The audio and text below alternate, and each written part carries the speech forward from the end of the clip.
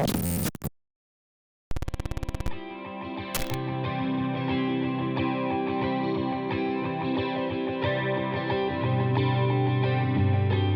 guys, it's Willy Simons with Vital MX. We're out here in beautiful Sandy, Oregon at Mountain View MX Park checking out the all-new 2022 CRF250R.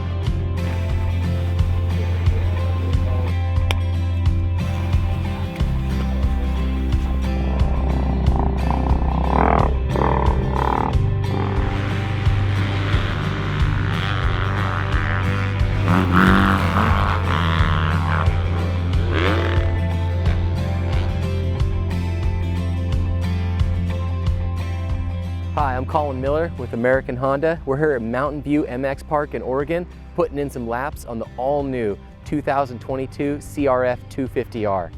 This bike is new pretty much from the ground up. We took a lot of what we learned from last year's 2021 450 and applied it. So the exterior, the chassis, all that is a carryover from our 450 model, but really complements the 250 really well.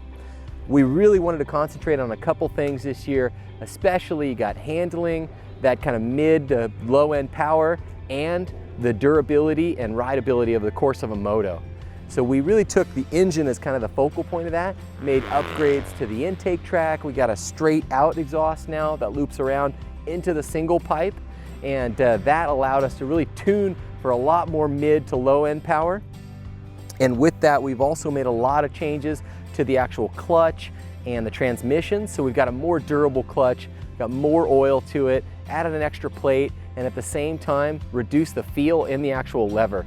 So lots of improvements that really makes it more usable, much more rider friendly, and lasts the whole moto, no problem.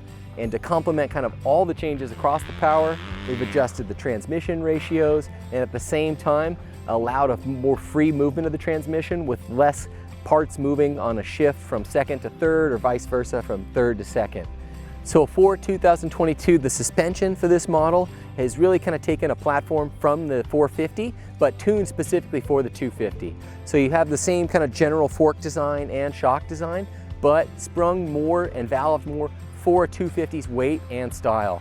So you have a slightly longer stroke on the front, and the design off the rear is also carried over from the 450, but like I said, really set up specifically for this bike. And something a little bit new for us and for everybody is the all-new Pirelli Tire we have on this. Really a compliment to this bike. Spec Up, when they were doing testing and development, really found that that tire was just a really better tire for this bike and how the platform was set up. So overall, all of those individual changes have added up to 8 pounds lost off the bike, which really kind of creates an overall great package for this new 2022 250.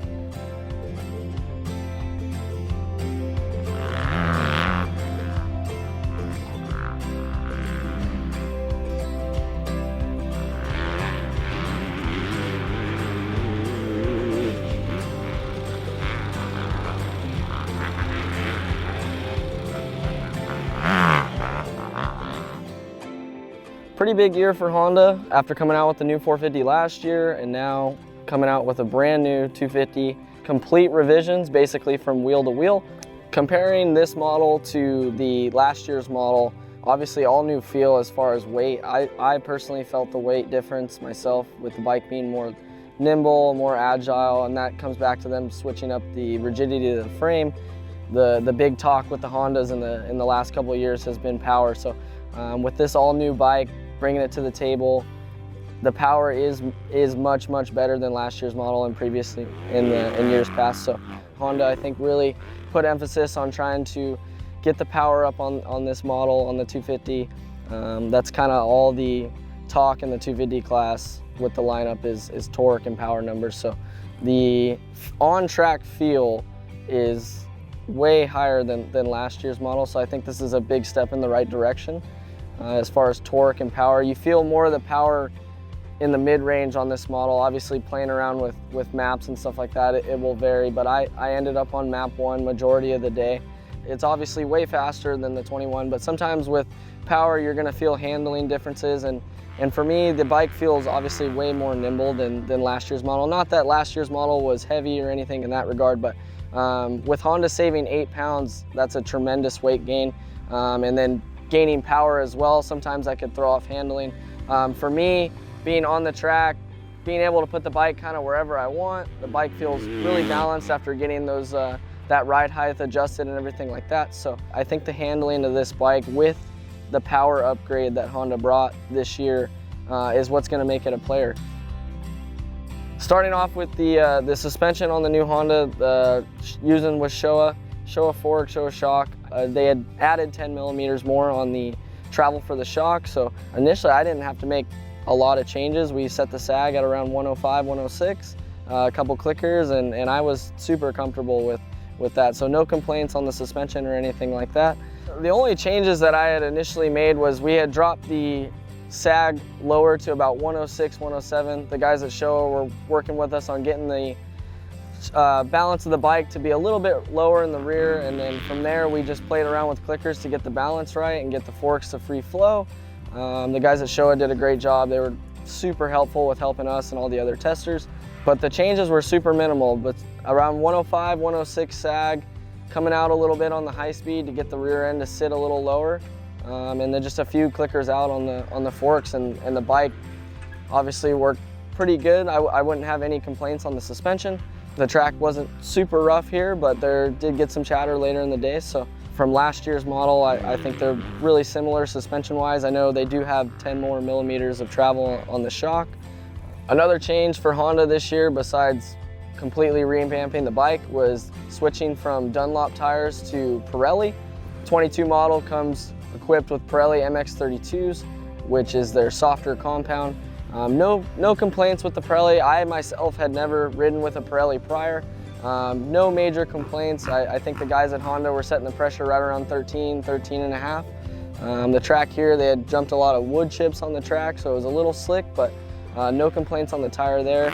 It does come with a 100 size tire in the rear. I think putting a 110 on it would definitely help to track a little bit better, get a little bit wider tire in the rear, but I think it's pretty cool that Honda switched over to a different tire manufacturer and bringing something different to the table.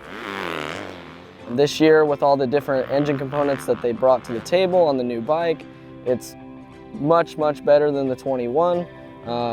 Lots more power from low to mid, revs out way higher. So with the past year's model, I think it was buying them straight off the showroom floor. You couldn't really go compete with the other models maybe without putting some stuff on them. And now with this new bike, with it being lighter, the more torque numbers, everything that they brought to the table, different intake, bringing more air to the engine what makes more power. So I think them doing all these changes is for the bigger picture, and I think this bike's going to be a big player in this year's shootout with all the manufacturers. I want to say thanks to Honda for bringing us all out, spending the last 2 days here at Mountain View MX Park, checking out the all-new bike. Had a great time, so thank you to those guys for allowing us to come do this.